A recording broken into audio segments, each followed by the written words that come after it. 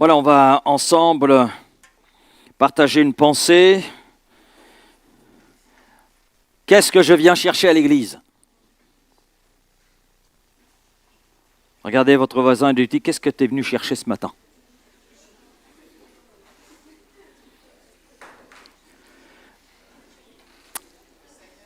Ouais, c'est bon de se poser la question, non?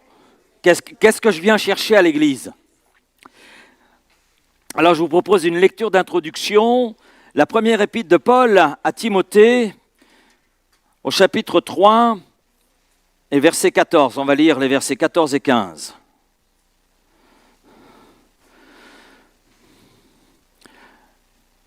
Les épîtres à Timothée, 1 Timothée, 2 Timothée ainsi que Tite, on les appelle les épîtres pastorales, dans le sens où elles sont très pratiques, et Paul s'adresse à deux serviteurs de Dieu, mais à travers ces deux épîtres, on a de précieux enseignements aussi, comment se comporter dans l'Église.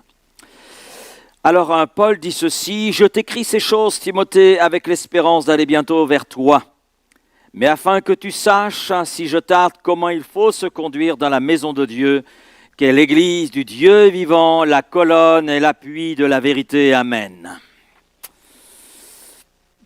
C'est une joie de se voir ce matin. Hein?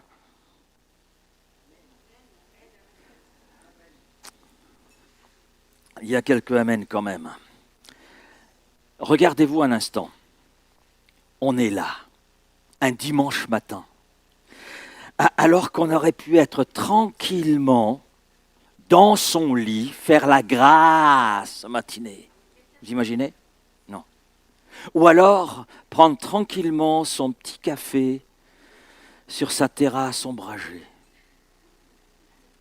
Bon, il y a ceux qui sont au café, il y a peut-être ceux qui sont athées. Mais dans l'église, personne n'est athée, ça c'est sûr. Ou alors pour les plus courageux, alors que le matin il fait frais, de pouvoir aller faire un jogging. Il y en a des courageux. Mais vous avez choisi d'être là. Moi, on ne m'a pas donné le choix. Ben oui, je suis le pasteur. Et vous, on vous a donné le choix? Les uns et les autres, hein, pasteur ou pas, on a choisi d'être là. Et la question donc, que j'aimerais nous poser ce matin, et je la pose sans tabou et avec simplicité, hein, au fond, qu'est-ce que je viens chercher à l'église? Au fond, oui, qu'est-ce que je viens chercher à l'église? Est-ce juste par habitude, par tradition, par obligation? Est-ce pour voir d'autres personnes? Oui, parce qu'il y a quand même des gens sympathiques. Voilà, j'ai pas de amen là. Alors là. Hein? Est-ce parce que ça se fait, c'est comme cela, et puis et parce qu'il faut le faire? Qu'est-ce qui nous pousse finalement à franchir cette porte d'entrée et à entrer là en ce lieu? Vous savez, on vit dans un monde où tout va vite, vous l'avez remarqué, tout va vite. Même au niveau de la circulation, ça va de plus en plus vite. Et tout est digital. Regardez, j'ai juste un fil dans le dos, vous ne voyez pas le reste sortir. Voilà. C'est génial. En plus, je trouve ça génial, j'ai les mains libres. Hein? Donc, tout va vite, tout est digital. Mais pourquoi se retrouver physiquement alors qu'on a les moyens techniques de rester chez soi, de regarder sa télévision et d'avoir le culte à la télévision, d'être là sur son canapé avec son thé et dire « le pasteur est un peu long ce matin ». C'est vrai ça, c'est vrai. Pourquoi on est là en plus sur des chaises en plastique inconfortables? Là, c'est le cœur qui parle.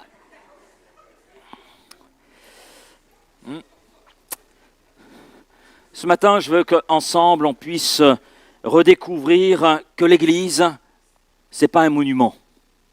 Ce n'est pas un monument qu'on visite, mais c'est un mouvement auquel on participe. Amen. On ne vient pas pour consommer du spirituel. Oui, on n'a que du spirituel ici. Attends, ça, ce que vous répondez là. Parce que nous sommes charnels. en effet de chair. Hein. Donc, mais on vient consommer quand même du spirituel. On vient vivre une rencontre, non? Une rencontre qui peut tout changer. Alléluia. Et qui doit d'ailleurs tout changer. Alors, on va explorer 3 piliers, puisque l'apôtre Paul dit que l'Église du Dieu vivant est la colonne et l'appui de la vérité. La vérité, c'est la parole de Dieu. La vérité, c'est une personne, c'est Christ. Donc, je dirais que l'Église est l'appui de Christ, l'appui de l'enseignement de Christ, l'appui de la personne, de l'œuvre de Christ. C'est l'appui de la parole de Dieu. Alors, on va voir 3 piliers essentiels et on va essayer d'y réfléchir ensemble. Le premier pilier, c'est une présence. Le deuxième pilier, c'est une famille. Le troisième pilier, c'est une transformation. Qu'est-ce qu'on vient chercher en ce lieu? Pourquoi on franchit le seuil de cette porte? Pourquoi? On vient chercher une présence, pas un programme. C'est mon premier point. La première chose, et c'est la base de tout ce que nous croyons en tant que chrétiens, c'est que nous ne venons pas pour un spectacle, nous venons pour une personne. Nous venons pour chercher la présence du Dieu vivant et agissant qui a tout pouvoir et toute autorité. Amen. Il est Dieu, le Créateur. Il est notre Créateur. Il est celui qui a voulu l'Église et qui l'a établie sur la base de Jésus-Christ et du sacrifice de Jésus-Christ. Et ce Dieu nous dit, à travers son Fils, dans Matthieu 18, verset 20, « Car là où 2 ou 3 sont assemblés, en mon nom je suis au milieu d'eux. » Amen. Regardez votre voisin et dites-lui, « Oh, on n'est pas tout seul. Le Seigneur est là. Hein? » La différence entre un concert et un culte, ce n'est pas la qualité du son, ce n'est pas la qualité technique, c'est la présence du Saint-Esprit. Voilà ce qui vient faire la différence. Et parfois, on arrive ici avec le cœur lourd. Ça vous arrive? Et peut-être que quelqu'un est là ce matin avec le cœur lourd. Fatigué. Vous êtes certainement fatigué de la semaine. Que l'on soit retraité ou non. Ben oui, parce que j'ai remarqué que quand on arrive à la retraite, on est plus occupé qu'avant. Pas vrai, mes frères et sœurs retraités? Hein? Oui, je le constate. Et je le vois avec mes collègues. Pour ça, je me dis, Seigneur, non, la retraite, non. Parce que je serais plus occupé que ce que je suis aujourd'hui. Hein? Donc parfois, on arrive comme cela, le cœur lourd. On arrive fatigué d'une semaine. On arrive avec des fardeaux qui nous pèsent. Le principe d'un fardeau, c'est que c'est lourd. Vous avez remarqué, hein? C'est lourd un fardeau. Hein? Et on porte des fardeaux qui pèsent sur nos épaules. Et puis, soudain, pendant la louange, quelque chose se passe. Vous avez certainement vécu cette expérience.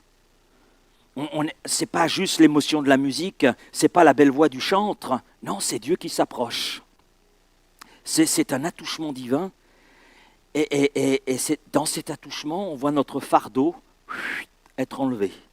Notre cœur lourd qui commence à éprouver une joie divine. Parce que ce n'est pas les circonstances, ce n'est pas le lieu en lui-même, mais c'est une présence qui vient changer notre cœur. C'est Dieu qui s'approche. À l'Église, on vient chercher ce rendez-vous divin. On vient chercher cette présence. On vient entrer dans cette présence. Dans l'Ancien Testament, le peuple de Dieu marchait dans le désert et il marchait derrière le tabernacle. Et ce qu'il cherchait, ce peuple, c'était la nuit. Ce qu'il cherchait, c'était la colonne de feu. Il ne cherchait pas juste une destination géographique. D'ailleurs, entre nous, je me suis posé la question, je ne sais pas si vous vous êtes posé cette question, hein, mais moi je me suis posé cette question. Est-ce que le peuple s'est interrogé pour savoir où il allait? Oui, parce qu'en fait, il a tourné en rond dans le désert. Si on regardait le parcours, il a tourné en rond. Et pourtant, il ne s'est pas posé la question où nous allons. Parce que ce qui était important pour Moïse et pour le peuple, c'était de suivre Dieu, de suivre sa présence, de suivre la nuée, de suivre la colonne de feu. C'est ce qui était là essentiel. Il cherchait à être là où Dieu se manifestait, là où Dieu résidait. D'ailleurs, Moïse va jusqu'à dire « Je ne bouge pas tant que tu ne bouges pas », s'adressant à Dieu. « Je bouge si tu bouges. Parce qu'en fait, je vais te suivre. » Et il avait tout à fait raison. Tout à fait raison. Et aujourd'hui, c'est la même chose. On vient ici pour dire « Seigneur, j'ai besoin de ton souffle. J'ai besoin de cette fraîcheur de ta présence dans mon cœur, dans mon âme, dans mon esprit. J'ai besoin de sentir que tu es réel. J'ai besoin de sentir tout à nouveau que tu es vivant. » Plus que le sentir, le vivre. Plus que le ressentir, voir ta présence m'envelopper. Venez à moi, vous tous qui êtes fatigués et chargés, je vous donnerai du repos. Matthieu 11, verset 28. On ne vient pas juste parler à Dieu au passé composé, on veut le vivre au présent, amen. On ne veut pas dire j'ai été, je vis, je ressens sa présence. On vient chercher ce moment où le ciel touche la terre, touchant la terre, nous touchant. Alors, quand nous chantons, quand nous prions, ne regardons pas notre montre. Et ne regardez pas la pendule ce matin, elle ne marche plus. Elle a décidé de s'arrêter pour que l'on puisse se concentrer justement sur la présence de Dieu. Et pas sur le temps qu'elle indique. Et peut-être le poulet qui est déjà dans le four. Ne vous posez pas la question de savoir si le prédicateur va bientôt finir. De toute façon, il va finir. Je vous rassure. Mais demandons-nous plutôt, Seigneur, où es-tu pour moi ce matin? Où es-tu pour moi ce matin? Parce que si on repart d'ici sans avoir rencontré sa présence, on a juste perdu 2 heures. Juste perdu 2 heures. Mais si on touche ne serait-ce que le bord de son vêtement, alors tout est possible. Tout est possible. Et tout devient possible. Ainsi, lorsque nous nous réunissons, nous expérimentons premièrement une présence, la présence de Dieu. Et nous expérimentons cette présence d'une manière unique. C'est un moment pour nous, finalement, de nous connecter avec lui. Quand votre téléphone est déchargé, qu'est-ce que vous faites? Vous prenez ce que l'on appelle un chargeur. Voilà. Et vous mettez votre téléphone en connexion avec votre chargeur. Et ce matin, eh bien, nous voulons nous mettre en connexion avec le Dieu vivant et vrai. Nous voulons nous mettre en connexion avec lui, en connexion avec sa présence. Et c'est le moment pour nous de nous connecter avec lui, d'entendre sa voix et de recevoir sa direction. Le deuxième point, on vient chercher une famille. Oui, l'église, ce n'est pas un club social. C'est une famille. Regardez votre voisin, si c'est une dame, dites-lui « Bonjour ma sœur ». Si c'est un frère, « Bonjour mon frère ».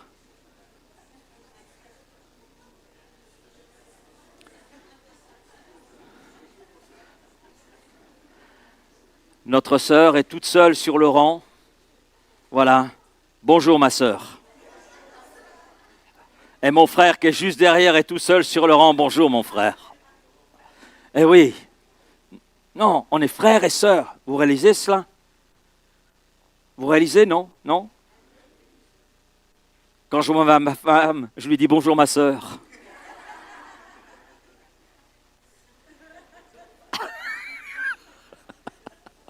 Mais c'est aussi ma femme. Et c'est la mère de nos enfants. Amen. Oui, cette deuxième chose, quand on vient, c'est une connexion humaine profonde. On vit dans une société de plus en plus isolée malgré tout ce que nous avons, tous les moyens de connexion possibles. On a 5000 amis sur Facebook. Vous en avez autant que moi? À vrai dire, je ne sais pas combien j'en ai. Donc,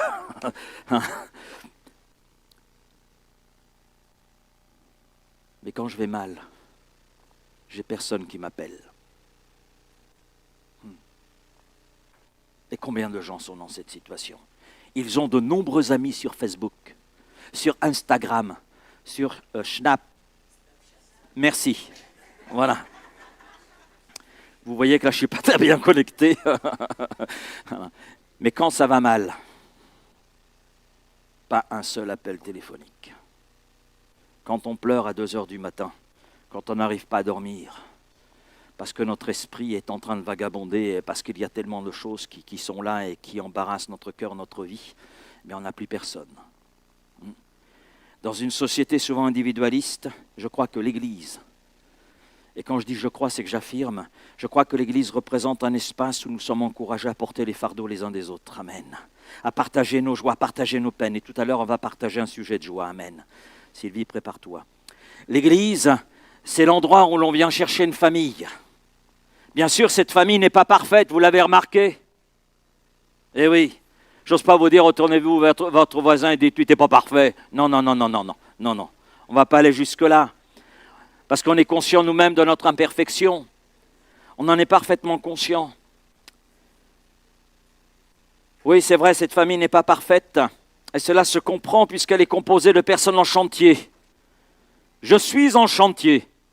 Si vous n'aviez pas remarqué que je n'étais pas parfait, je vous le dis. Voilà. Comme cela, c'est clair, vous ne serez pas déçus. Et moi non plus. Et je sais que vous et moi, nous sommes en chantier, en devenir. Mais ce qui me rassure, c'est de savoir que le Seigneur, ce qu'il a commencé en nous, il va le finir. Amen. Il va le mener à son achèvement. Quel est l'achèvement? La ressemblance parfaite de Christ. Dans Acte 2, je ne sais pas si vous avez remarqué, on nous parle des premiers chrétiens, on nous parle de cette église naissante. Et l'une des caractéristiques, c'est qu'elle persévérait. Elle persévérait dans plusieurs domaines. Elle persévérait dans l'enseignement des apôtres. Qui, apôtres, en fait, persévéraient dans l'enseignement qu'ils avaient reçu de Christ. Mais le deuxième, remarquez, dans la communion fraternelle, avant de persévérer dans la fraction du pain et dans les prières, ils persévéraient dans la communion fraternelle. Ce qui veut dire que l'enseignement des apôtres qu'ils recevaient, que les chrétiens recevaient, les conduisait à se porter dans cette communion fraternelle, dans cette commune union avec leurs frères et sœurs. Amen. Est-ce que c'est vrai aujourd'hui? Est-ce que c'est vrai à Vitrolles? La communion fraternelle est mise sur le même plan que la prière et vient même avant la prière. Venir à l'église, c'est dire j'ai besoin des autres. Vous avez déjà vu un pasteur sans brebis? Vous avez déjà vu? Un pasteur, c'est un berger. Hein. Donc, sans brebis, vous avez déjà vu? Mais des brebis sans berger. Et est-ce qu'une brebis toute seule constitue un troupeau? Non. Il faut être minimum 2. C'est le minimum. Et venir à l'église, c'est dire j'ai besoin des autres. On ne vient pas chercher des gens parfaits. Et heureusement, bah oui, si vous entrez dans un lieu parfait, vous allez le rendre imparfait parce que vous êtes imparfait. Mais si vous rentrez dans un lieu imparfait, en étant imparfait, parce que Dieu est là au milieu, vous allez en sortir perfectionné. Ben oui, c'est le sens de l'Église quand on lit Éphésiens. Les ministères dont ont été donnés à l'Église, pourquoi? Pour le perfectionnement des saints. Et je trouve cela divin, divin. Je me suis posé la question, Seigneur, tu n'as pas fait une erreur là? Tu fais des dons à l'Église, ces dons sont imparfaits et ils contribuent au perfectionnement des saints. Comment est-il possible que des gens imparfaits puissent contribuer à la perfection d'un corps qu'est l'Église? Ben, c'est divin. C'est une œuvre divine. Mais dans ce perfectionnement, les dons donnés à l'Église se perfectionnent aussi. C'est dans les deux sens. On vient à l'Église, on vient chercher un endroit où l'on peut être soi-même, sans masque. Porter un masque, ça veut dire être hypocrite. Sans avoir besoin de faire semblant que tout va bien. Alors là, je pense qu'on a des progrès à faire. On a des progrès à faire. Parce qu'on vient, faut le dire quand même, on est un petit peu hypocrite. Non, vous ne cachez pas, hein, je le sais. Bonjour mon frère, ça va? Oui, ça va. Hypocrite, t'as mal dormi. Tu vas mal. T'es fatigué. Regarde tes yeux. Tu as les valises. Bonjour ma sœur, ça va? Oui, ça va. Non, ça va pas. Tu as passé une mauvaise semaine. Une semaine terrible. Parce que ton mari qui n'est pas encore à Christ, a perturbé sa semaine par tous ses propos et par ses pics. Donc tu n'as pas passé une bonne semaine. Eh oui. Alors ne dis pas que tout va bien, non. Et pourquoi on se gêne comme cela? Ne sommes-nous pas frères et sœurs? Et on est là pour se dire les choses. On est là pour porter les fardeaux les uns des autres, et c'est biblique. Parfois on se dit qu'on peut vivre sa foi aussi tout seul dans son coin. Oh ben c'est génial, d'autant plus qu'il y a YouTube, Facebook, etc. Donc on n'a même plus besoin de sa Bible papier parce qu'on l'a sur son téléphone. Remarquez, c'est très pratique, moi aussi je l'ai sur mon téléphone. Donc quand on est dans les transports en commun, tout ça, c'est quand même génial. C'est vrai, puisque Dieu est partout. Mais il y a une dimension de grâce, une dimension de la grâce de Dieu qui ne se libère que lorsque nous sommes ensemble. C'est comme un feu de camp. Un feu de camp. Si vous prenez un charbon ardent, que vous l'enlevez de ce feu, que vous l'éloignez juste d'un mètre, pas très loin, juste un mètre, qu'est-ce qui va se passer? De rouge qu'il était plein de chaleur, il va devenir tout noir, se noircir, perdre toute sa chaleur, perdre son potentiel. Eh oui. Si vous prenez un charbon ardent, que vous le mettez tout seul sur le côté, il va s'éteindre. Mais si vous le laissez avec les autres, eh bien il reste brûlant. Amen. Et on vient chercher ici la chaleur que l'on ne trouve pas ailleurs, les forces que l'on ne trouve pas ailleurs. Et je voudrais avec vous lire ce psaume 133. Ce n'est pas le psaume 119, donc ça va être assez court puisqu'il n'a que 3 versets. C'est un cantique des degrés. Vous savez, le cantique que l'on chante, que l'on chantait en montant au temple. C'est un cantique de David. Voici, oh qu'il est agréable. Amen. Oh qu'il est agréable ce matin de se retrouver ensemble entre frères et sœurs. Oh qu'il est agréable, qu'il est doux. Amen. Même avec mes frères et sœurs qui sont un petit peu comme des silex. Mais Seigneur, tu vas les perfectionner. Amen. Et puis s'ils sont ainsi, c'est que j'ai besoin moi aussi de m'arrondir un peu dans mon caractère. Oh, qu'il est doux, qu'il est agréable pour des frères et des sœurs de demeurer ensemble. C'est comme l'huile précieuse. Notre traduction, l'huile sainte, l'huile d'onction, qui répandue sur la tête, descend sur la barbe d'Aaron, qui descend sur le bord de ses vêtements. Ça nous parle de l'onction du Saint-Esprit. C'est comme la rosée de l'Hermon. Waouh, un rafraîchissement. Mais cette rosée de l'Hermon fertilisait aussi la terre. C'est comme la rosée de l'Hermon qui descend sur les montagnes de Sion. C'est là que l'Éternel envoie la bénédiction. Amen. C'est là, on franchit le seuil de cette porte pour retrouver ses frères et sœurs, partager ensemble la communion fraternelle et nous attendre à cette effusion du Saint-Esprit, à cette rosée qui vient rafraîchir nos cœurs, fertiliser nos cœurs. Amen. Amen. Mais c'est là aussi qu'il envoie la vie pour l'éternité. On vient pour porter les fardeaux les uns des autres, on vient pour rire ensemble, on vient aussi pour pleurer ensemble, si c'est nécessaire. Hébreux 10, versets 24-25, éveillons les uns sur les autres pour nous exciter. Nous exciter, quelque part, nous forcer un petit peu. Des fois, il faut se forcer un petit peu, vous avez remarqué? Non, bon, moi j'ai remarqué. Éveillons les uns sur les autres pour nous exciter à l'amour et aux bonnes œuvres. Aimer. Ben oui, parce qu'on n'a pas choisi sa famille. La famille dans laquelle je suis, moi, je ne l'ai pas choisie. Je suis désolé, je ne vous ai pas choisi. Mais vous pouvez me dire la réciproque. C'est Dieu qui nous a mis ensemble. Et s'il a jugé bon que nous soyons ensemble, c'est qu'il a un plan pour chacun d'entre nous. Et il veut que nous nous excitions les uns les autres à l'amour et aux bonnes œuvres, en ne désertant pas le rassemblement que nous sommes et que nous formons. Parce que c'est semble-t-il, à l'époque de l'Épître aux Hébreux, une coutume, une habitude. Mais vu la manière dont les choses sont tournées, ce n'était pas une bonne habitude. Et puis il ajoute, mais nous exhortant. On pourrait traduire aussi nous encourageant. C'est le même mot en grec. Nous exhortant, nous encourageant réciproquement. Et cela d'autant plus que vous voyez s'approcher le jour. Lequel ? Lequel ? Le jour de la fin du culte ? Non, non, non, non.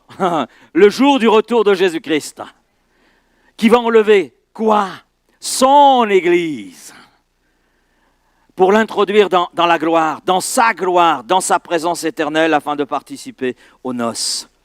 Ainsi, l'Église c'est une famille, mais j'irai plus loin en disant, excusez-moi pour l'expression que je vais utiliser, c'est un laboratoire de l'amour. Un laboratoire de l'amour. Est-ce que l'on sait aimer ?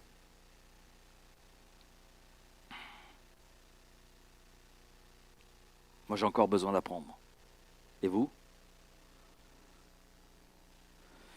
Merci, j'ai entendu moi aussi, comme ça je ne suis pas tout seul.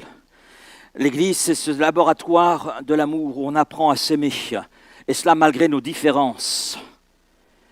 Et malgré le fait que ce soit Dieu qui nous ait choisis, qui nous ait mis ensemble, alors qu'on n'a pas choisi d'être ensemble. Et que peut-être, si on avait eu l'occasion de se rencontrer, on ne serait pas mis ensemble. Oui. Parce que nous sommes tellement différents. Tellement différents. Oui. Mais c'est ici qu'on vient chercher le réconfort quand on flanche, l'encouragement quand on doute, et partager la joie d'une grâce, d'une bénédiction, afin d'encourager ainsi nos frères et sœurs. Mon troisième point, troisième pilier, on vient chercher une transformation, et pas simplement une information. Même si ça rime, ça ne conduit pas à la même chose. Et c'est peut-être le point le plus crucial. On vient chercher un changement de vie. On ne vient pas à l'Église pour devenir plus intelligent bibliquement parlant. On vient pour devenir plus ressemblant à Jésus. Oui, on ne vient pas à l'Église pour arriver au même niveau que le pasteur dans la connaissance de la Bible. Et pour ressembler au pasteur, ne cherchez pas à me ressembler. Ce n'est pas forcément le bon portrait. Mais ressembler à Jésus, oui. C'est pour ça que l'apôtre Paul pouvait se dire, et il l'a répété, « Soyez mes imitateurs comme je le suis moi-même de Christ. » Oui. Dans ce sens-là, oui. Donc on ne vient pas pour être plus intelligent bibliquement parlant, on vient pour devenir plus ressemblant à Jésus. L'apôtre Paul dit dans Romains 12, verset 2, « Ne vous conformez pas au siècle présent, mais soyez au contraire renouvelés, ou transformés par le renouvellement de l'intelligence. » À l'Église, on ne vient pas chercher une parole qui vient nous caresser, excusez-moi pour l'expression, dans le sens du poil. Mais on vient pour rencontrer Jésus. On vient pour une transformation. On vient pour une parole qui vient nous bousculer, nous percuter. Qui vient nous transpercer comme au jour de la Pentecôte, où ce que Pierre a exposé concernant la personne et l'œuvre de Jésus-Christ a transpercé ces hommes et femmes qui étaient là, qui constituaient cet auditoire improvisé. On ne vient pas entendre ce qu'on a envie d'entendre. Non. On vient pour entendre ce que Dieu a besoin de nous dire. Quelquefois, les pasteurs sont accusés « Ah ouais, mais vous prêchez parce que vous avez prêché sur ce sujet, vous avez prêché sur ce texte parce que vous visez quelqu'un. » Non, non, je suis désolé, je ne suis pas tireur d'élite. Non, non. Et un serviteur de Dieu n'est pas un tireur d'élite. On ne vise pas des cibles, on est simplement des instruments entre les mains de Dieu qui communiquent ce que Dieu nous accorde d'apporter. Et quelquefois, oui, c'est vrai, c'est pas évident. C'est pas facile. C'est pas facile. Mais par la grâce de Dieu, on assume. Envers et contre tout. Quand bien même, en retour, on serait ciblé. Mais on sait qui on sert. Vous savez, la parole de Dieu, ce n'est pas un manuel de philosophie. Non, non, la parole de Dieu, c'est une épée à deux tranchants. Et vous savez, quand tu... Enfin non, je n'ai jamais fait l'expérience, à vrai dire, heureusement. Mais j'imagine, si vous êtes transpercé par une épée, à double tranchant, ça doit quand même faire mal. Je pense. Hein. Maintenant, il y a une image un peu plus réconfortante. C'est un miroir. Un miroir. Ah, mais c'est intéressant, un miroir. Un miroir, c'est notre reflet. Je ne sais pas si vous avez remarqué, mais le miroir voit tous les défauts que vous ne voyez pas autrement. Vous n'avez pas remarqué? Ça alors, on a l'impression que le miroir existe simplement pour mettre en évidence les défauts. Mais qui a osé inventer cet instrument? Oui, parce que sans le miroir, je ne les vois pas. Mais avec le miroir, je les vois. La parole de Dieu, c'est cela. Et on vient ici, pour être au contact de la parole, pour nous laisser transpercer par cette épée à double tranchant, pour se voir tel que nous sommes réellement et voir certains aspects de notre vie que l'on veut peut-être ignorer, nier, devant lesquels on a peut-être été déjà placé, mais jusqu'à maintenant, on a cherché à les mettre de côté. Mais le Seigneur, par sa parole, vient nous placer devant une réalité parce que Dieu veut nous changer. Amen.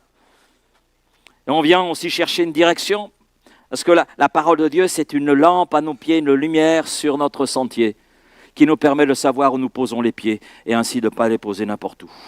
On vient chercher une force aussi, une force pour pardonner un collègue. On vient chercher peut-être un réconfort parce qu'on a vécu une situation dans la semaine qui n'était pas évidente. On vient chercher une force pour rester honnête peut-être dans ses affaires, dans ses relations, une force pour aimer son conjoint parce que c'est difficile.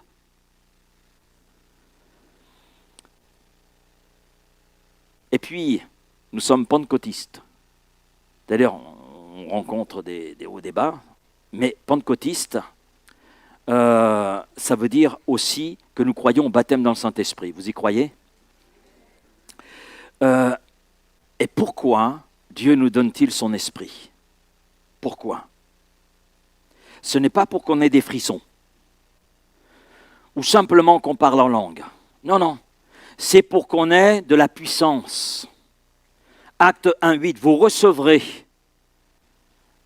la puissance, celle du Saint-Esprit, et vous serez mes témoins. On vient chercher ici l'équipement dont nous avons besoin pour être ce que Dieu veut que nous soyons.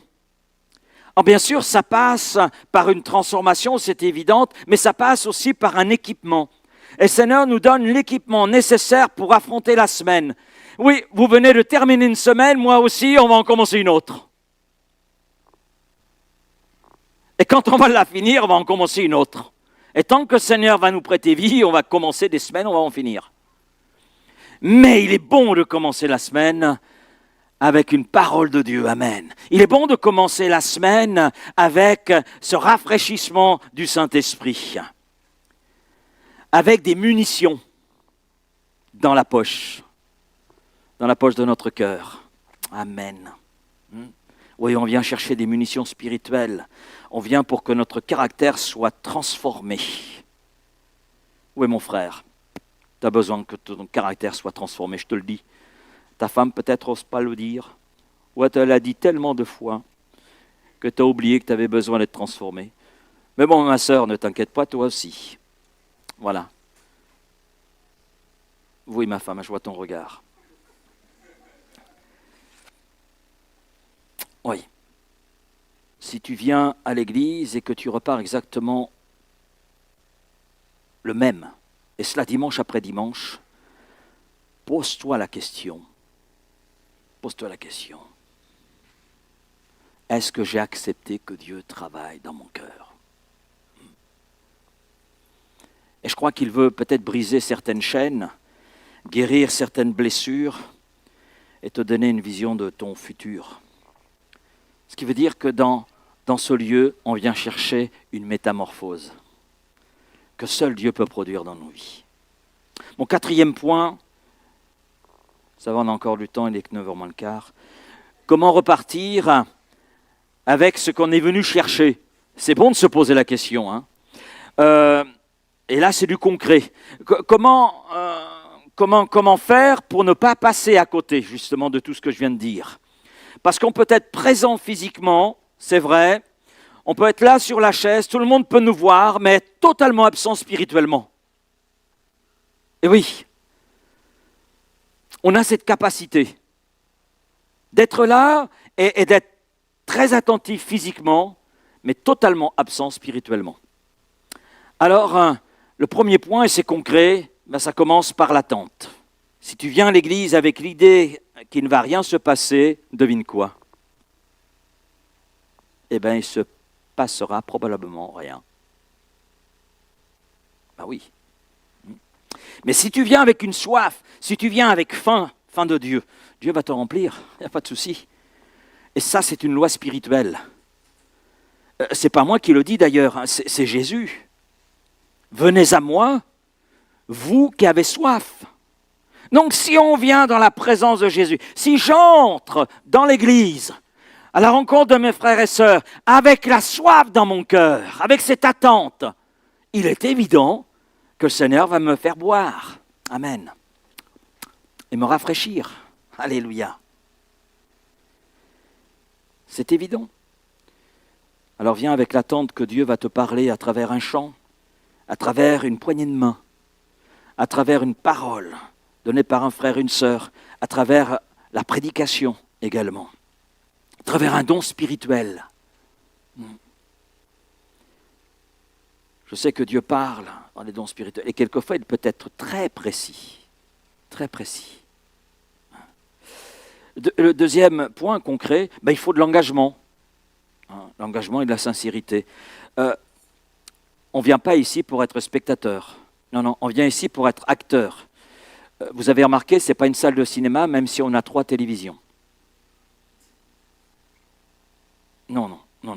C'est vrai que parfois, on regarde des films intéressants, occasion de le faire avec les jeunes, mais l'Église, ce n'est pas un cinéma. L'Église, c'est participe. Chante de tout ton cœur. Chante de tout ton cœur. Et même si tu chantes faux, Dieu aime les bruits joyeux d'un cœur vrai. Amen. Et pas forcément les notes parfaites d'un cœur dans le compromis. Ouvre ta Bible, prends des notes. Implique-toi dans la vie de l'Église. C'est en donnant qu'on reçoit le plus. Ça aussi, c'est un principe biblique. Il y a plus de joie à donner qu'à recevoir. Et puis, un autre point qui est vraiment très pratique, aussi très concret, c'est l'obéissance.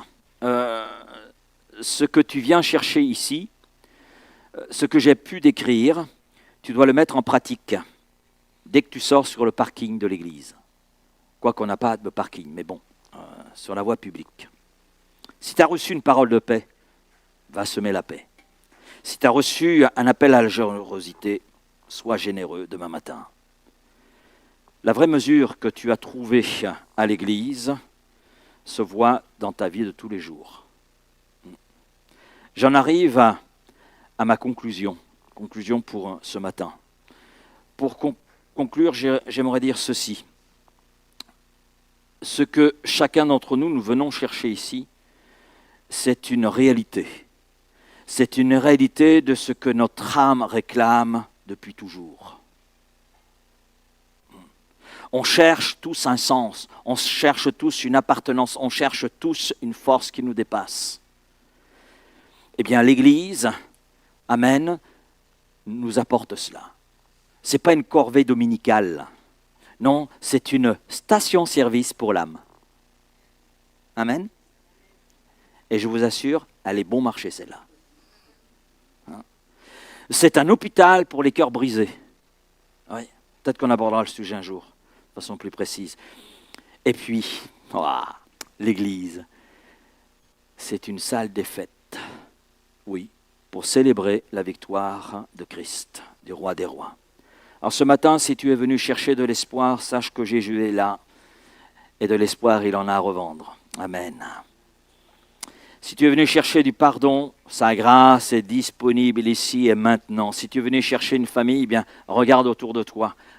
Elle est belle, cette famille. C'est la famille de Dieu. Ne repars pas d'ici comme tu es venu. Ouvre ouvre les vannes de ton cœur. Ce n'est pas moi qui vais les ouvrir. Comme toi, tu ne peux pas intervenir sur mon cœur, je ne peux pas intervenir sur ton cœur. Mais ouvre les vannes et dis au Saint-Esprit, voilà, je suis venu pour Christ. Je suis venu pour apporter mon cœur avec tout ce qu'il contient. Alors vide-le de ce qui est inutile et remplis-le de ce qui est utile et de ce qui est bon et édifiant. Oui, l'Église, c'est tout cela. Alors, si demain, tu rencontres un collègue de travail, un frère qui n'était pas là ou une sœur qui n'était pas là aujourd'hui avec toi, mais qui te pose la question, qu'est-ce que tu es allé chercher à l'Église ? Tu peux lui répondre avec un grand sourire, j'ai retrouvé la source. J'ai retrouvé une source, j'ai retrouvé ma famille, j'ai retrouvé de quoi recharger mes batteries intérieures, de quoi recharger ces batteries qui me permettent, avec la puissance qui m'est là communiquée, de changer le monde qui m'entoure. Amen. Parce que quand on est transformé, on reçoit le pouvoir aussi de transformer ce monde qui est autour de nous. Amen. Amen. Seigneur, merci pour ta parole. Merci ce matin pour ta parole. Merci pour ton Église. Parce que ce n'est pas une invention humaine. C'est ton idée. Et cette idée, tu l'as réalisée, concrétisée à travers le don de Jésus-Christ. Et à travers la venue du Saint-Esprit le jour de la Pentecôte dans cette chambre haute. Et tu as démarré cette œuvre avec les 120. Et tu as multiplié, tu as ajouté chaque jour à l'Église ceux qui étaient sauvés. Et Seigneur, merci pour cette propagation de l'Église qui a atteint Vitrolles. Amen. Et merci pour l'Église de Vitrolles, qui est ton Église, Seigneur. Alléluia. C'est ton peuple ce matin qui est là devant toi. C'est ton peuple ce matin qui est à l'écoute de ta parole. Et ce peuple, Seigneur, est un peuple qui t'appartient. Un peuple au milieu duquel tu veux agir par la puissance du Saint-Esprit, par ta parole également. Oui, Seigneur. Et par ces œuvres de puissance et d'autorité qui découlent du trône de la grâce. Merci Seigneur donc ce matin parce que tu es là. Merci Seigneur parce que je crois que tu restaures peut-être le cœur qu'elle a brisé ce matin. Tu viens là réconforter le cœur qu'elle a découragé. Tu viens là reprendre celui qui a besoin d'être repris parce qu'il vit dans le compromis. Seigneur, fais ton œuvre là au milieu de nous. Nous sommes ce peuple racheté, oui, en chantier, oui Seigneur, qui est là en route vers cette ressemblance de Jésus-Christ, mais qui n'est pas encore dans cette ressemblance. Alors Seigneur, transforme ce qui est à transformer en nous. Agis Seigneur comme toi tu le veux. Oui Seigneur, agis et fais ton œuvre ainsi au milieu de nous et sois glorifié Seigneur. Et merci de multiplier ton peuple à Vitrolles et dans toute cette zone géographique.